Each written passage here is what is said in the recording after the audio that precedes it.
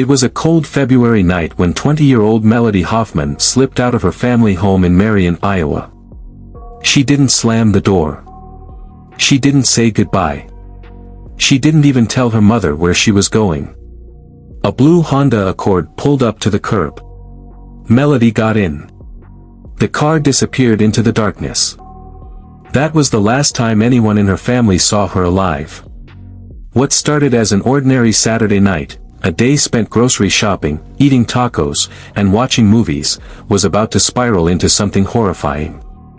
A secret love triangle, a tangled web of deceit, and a group of disturbingly ruthless individuals would soon come to light. But it wasn't until an autopsy was performed that the full, chilling truth about Melody's fate was finally revealed. This is the story of betrayal, obsession, and a murder so senseless that prosecutors would later call it beyond comprehension. Melody Hoffman had always been known as a trusting soul. A little too trusting, perhaps. At 20, she was cheerful, loving, and deeply connected to her family, especially her mother, Megan. But like any young adult, she had secrets. And on the night of February 17, 2024, one of those secrets lured her straight into danger. That evening started like any other. Melody and her mom had spent the afternoon running errands, picking up groceries, and grabbing a bite to eat. Later, they curled up in bed together, watching a movie, a comforting ritual that made their bond feel even stronger. But what Megan didn't know was that while they sat side by side, Melody's mind was elsewhere. Her phone screen flickered every few minutes, messages popping up, pulling her attention away from the film. Who was she texting? What was so important that she barely seemed present? By the time the credits rolled, Megan assumed the night was winding down. She turned over in bed, ready to sleep. But Melody had other plans. At exactly 11:27 p.m., Megan's phone buzzed with a notification. The Life 360 location tracking app, synced to Melody's phone, alerted her that her daughter had just left the house. Megan's stomach twisted. She rushed to check their home security footage. The grainy black and white video showed Melody quietly making her way to the front door, her phone screen lighting up as if she had just received a call or message. Seconds later, she was gone. Megan's fingers flew across her phone's keyboard. "Are you kidding me right now?" she texted, trying to keep the rising panic out of her message. A reply came almost instantly. "I'll be back," Melody wrote. But she never returned. Megan kept messaging her daughter, each text becoming more frantic than the last. She tracked Melody's movements through the Life 360 app, watching helplessly as the tiny dot that represented her daughter moved northwest toward Morgan Creek Park. Then, strangely, it started heading back toward Marion. Megan's pulse pounded. What was Melody doing? Who was she with? She called, no answer. She texted again, no response. Something was wrong. Very wrong.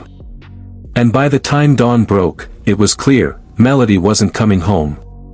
What Megan didn't know yet was that, at the very moment she was watching her daughter's location flicker on the screen, Melody was already trapped in a deadly game, one that had been in the making for weeks. And soon, an autopsy would reveal the horrifying truth. What really happened that night? Stay with us as we unravel the dark secrets hidden behind Melody Hoffman's tragic final hours, secrets so disturbing they would leave even seasoned detectives shaken. The clock ticked past midnight, and Megan Hoffman's worry deepened into dread. Her daughter Melody had stopped responding to messages, and the once active location tracking on the Life 360 app had gone dark. But there was one last clue, a final blip on the map before everything went silent. At 1 a.m., Melody's phone briefly showed up at an apartment complex just a few blocks from home. Megan's heart pounded. Was she visiting a friend? Meeting someone in secret? The relief was short-lived. Moments later, her location permissions were disabled. Megan didn't panic just yet. Maybe her daughter was just being careless, enjoying the night. But when she messaged Melody on Snapchat, her responses felt off. Melody's texts were unusually formal, more wordy than her usual quick replies. Megan asked her to turn location tracking back on, but instead of a direct answer, she got vague responses. On my way. Almost there. Leave the door open for me. Something about those messages sent a chill through her. They didn't sound like Melody at all. Megan's calls went straight to voicemail. She begged her daughter to call back. But deep down, she felt it, that gnawing instinct every mother fears. Much later, when the horrifying truth came to light, Megan would come to an earth-shattering realization: she hadn't been texting Melody at all. She had been messaging her daughter's killer. Then, at 3:13 a.m., Megan's phone received one final, unexpected notification, one that didn't come from her daughter, but from Apple's emergency crash detection service. The alert stated that Melody's phone had detected a severe impact. The location of the crash: a remote, desolate stretch near the entry ramp to Highway 100. If you found this case intriguing, don't forget to like this video, subscribe for more true crime stories. Adrenaline surged through Megan's veins as she grabbed her car keys and raced into the night. She drove with shaking hands, her headlights cutting through the darkness as she followed the location pinpointed by the crash alert. When she arrived, her worst fears materialized. There, lying face down on the pavement, was Melody's iPhone, shattered, stripped of its protective case, and eerily wiped of all recent activity. It was as if someone had tried to erase her. But Melody herself was nowhere to be found. By sunrise, a half-hour's drive away in the small town of Amana, Iowa, a woman named Amy Robus sat in her parked car at Lily Lake, quietly watching birds near the water. The peaceful moment was shattered and a frantic couple approached her. "There's something in the grass," they said, their voices trembling. "We think it's a body." Amy's heart pounded. "A body? Here?" She hesitated before stepping out of her car. But as she drew closer, dread gripped her chest. A young woman lay motionless in the grass, her body unnaturally still. Amy dialed 911. "Dispatcher, 911, what's your emergency?" "Amy, I'm at Lily Lake in Amana. It looks like a dead body here." "Dispatcher, you're at Lily Pond?" "Amy, yeah, right by the picnic area." "The pavilion." "The woman, she's just wearing underwear." "Dispatcher, is she breathing?" "Amy, it doesn't look like it." "Dispatcher, you said she's on her stomach?" "Amy, yes. And there are all kinds of marks on her back. Like slashes." When Iowa County Sheriff's deputies arrived, they found Melody lying face down in the grass. Her arms were at her sides. Her back was covered in deep lacerations. Her hands and wrists bore marks that suggested she had been bound. She was stripped of her clothing, wearing only her underwear, but investigators quickly determined that there was no evidence of sexual assault. Instead, the crime scene seemed staged. The autopsy later confirmed the brutal truth: Melody had been strangled to death. But that wasn't all. Many of the slashes and stab wounds covering her body had been inflicted post-mortem. Someone had gone out of their way to mutilate her after she was already dead. Why? Was it to throw off investigators? A twisted act of revenge?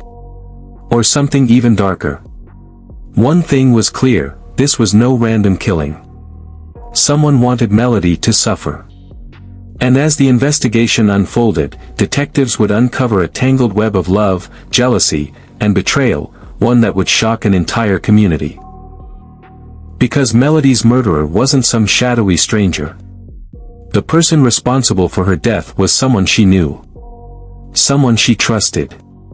And soon, the autopsy would reveal the horrifying secret that cost Melody her life.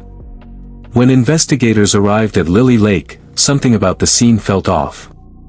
Melody's body, stripped to her undergarments, lay eerily undisturbed in the grass. If she had fought for her life there, where was the blood? Where were the signs of a struggle?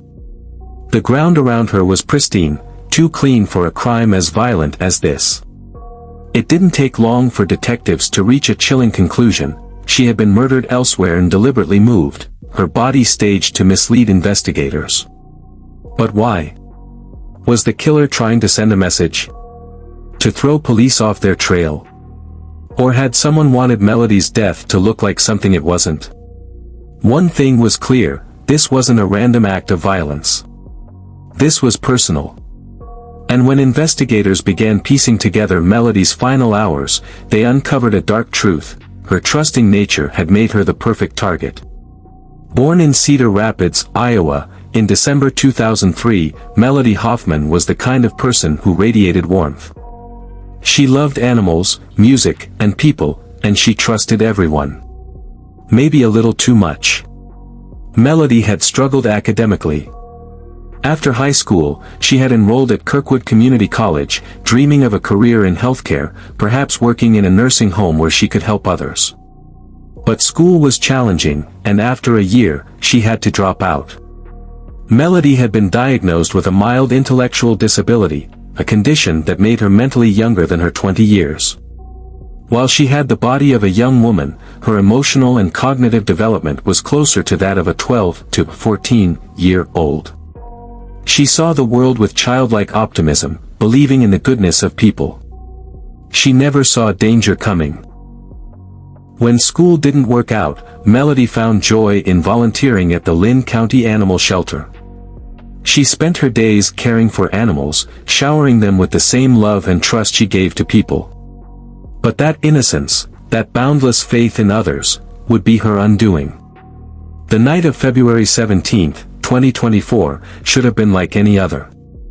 After spending the day with her mother, Megan, running errands and watching movies, Melody suddenly made a decision that would seal her fate. Without warning, she slipped out of the house, climbed into a blue Honda Accord, and disappeared into the night. Moments later, she texted her worried mother, "I'm with friends." To Megan, the words felt hollow. Something about them didn't sit right. Then, a video appeared on Melody's Snapchat story, a clip of her in the back of a car, singing along to a song. She looked carefree, joyful, unaware of the nightmare ahead. Using data from Melody's Apple Watch, investigators traced her movements that night. At Morgan Creek Park, around 12:30 a.m., Melody's heart rate spiked, a sign of extreme stress or exertion. Then, suddenly, it stopped. Either her watch was forcibly removed, or her heart stopped beating altogether. Detectives now had a probable location of the murder. But if Melody had died there, why had her body been moved 30 minutes away to Lily Lake? And who had done this to her? It didn't take long for investigators to zero in on their first suspect. Because Melody's murder wasn't the work of a faceless predator. She had been betrayed by someone she trusted. And as detectives pulled back the layers of Melody's life, they uncovered a twisted love triangle, a dark obsession, and an unspeakable betrayal. Dark secrets have a way of surfacing, even when someone goes to great lengths to bury them. As investigators dug deeper into the murder of Melody Hoffman, they uncovered a trail of lies, betrayal, and a twisted love story that had spiraled into unimaginable violence. And at the center of it all, a man who swore he had nothing to do with her death, but whose every step was tracked, recorded, and ultimately exposed by the very technology he tried to outsmart. McKinley Lisma was known to most as Ken. At 20 years old, he already had a complicated love life. He and Melody had met online, dated for a couple of months, and by December 2023, the relationship had ended badly. For Melody, Ken had been her first real boyfriend, and her first heartbreak. But the breakup turned ugly when she discovered the real reason he had left her. Ken had rekindled his relationship with his ex, Nikia, who was pregnant with his child. The revelation sent Melody into a tailspin of emotions, heartbreak, anger, and betrayal. She and Ken exchanged heated messages over Facebook. The arguments escalated to the point that Melody even threatened to call the police. But then, the autopsy report uncovered something shocking, something no one in Melody's life had known. Melody herself had been pregnant. The pregnancy was very early, indicated only by trace hormones in her system, but it was real. Had she known? Had she told Ken? And if she had, could that be the real reason she was dead? Shortly after their bitter breakup, Melody received a text from an unknown number. It was a direct threat. "I hate you and your family ain't safe." The message was reported to police, but the sender was never identified. Megan Hoffman, however, was certain she knew exactly who had sent it. It was Ken. He was the only person in Melody's life who had reason to want her silenced. But when questioned about Melody's disappearance, Ken played dumb. He claimed he hadn't seen her that night. He even reassured Megan that he was following her rules, that he never spent time with Melody without her permission. But investigators were already 2 steps ahead. Because while Ken spoke in circles, his movements told a different story. Surveillance cameras had captured everything. At 11:20 p.m. on February 17, Ken's blue Honda Accord was seen picking Melody up in Marion. Minutes later, the same car was tracked heading toward Morgan Creek Park. Then, something sinister happened. At 12:30 a.m., Melody's Apple Watch recorded a sudden spike in her heart rate, as if she had been running, fighting, or experiencing sheer terror. Then, nothing. Her vitals stopped. Either her watch was ripped off, or her heart stopped beating altogether. But Ken wasn't done yet. Traffic cameras followed his Honda Accord traveling north, making a stop near Melody's home, right where her location tracking had mysteriously gone offline. From there, he drove 30 minutes south to Lily Lake, the place where Melody's body would be staged like a prop in a sick, twisted setup. His cell phone data mirrored those same movements, down to the minute. And in case there was any doubt, one last camera caught Ken and a companion making a stop at a Quick Star gas station. They exited his Honda Accord, calm, collected, before purchasing cigars. By the time Ken sat down with detectives, they already knew the truth. But they let him talk himself into a corner. For nearly an hour, he denied everything. "I haven't seen her. I don't know what happened. We broke up in December 30th. But the evidence spoke louder than his words. And when detectives finally confronted him with the truth, the mask started to slip. Because what happened to Melody Hoffman was no crime of passion. It was a cold, calculated execution. And the darkest secret was still yet to be revealed. The case of Melody Hoffman was no random act of violence. It was a crime of calculated betrayal, carried out by people she trusted. But as investigators pushed deeper into the web of lies, one thing became clear: everyone involved had a different story to tell. And with each version of events, the truth became darker, more twisted, and more horrifying than anyone could have imagined. Sitting in the interview room, McKinley Lisma was visibly nervous. His initial claims were already unraveling, and detectives were pressing him harder. "So, tell us again, how was the breakup?" McKinley exhaled and shrugged. "It was good, not good. It was good for me, but she didn't take it very well." "And why did you two break up?" "Because my ex-girlfriend was pregnant, and I wanted to focus on being a father. Melody didn't like that, so I broke things off." "You broke up over the phone?" "Yeah. Her mom always said if we argued, do it over the phone, not in person. So, I just called her and told her I didn't want to be with her anymore." "Okay. But did you see her on Friday or Saturday?" McKinley hesitated. "No. The last time I saw her was that one day at her house. We hung out for a bit, and I left." But the evidence said otherwise. Traffic cameras had already placed his car at Melody's house that Friday night. His phone data confirmed he was in the area. Detectives leaned in. "You sure about that?"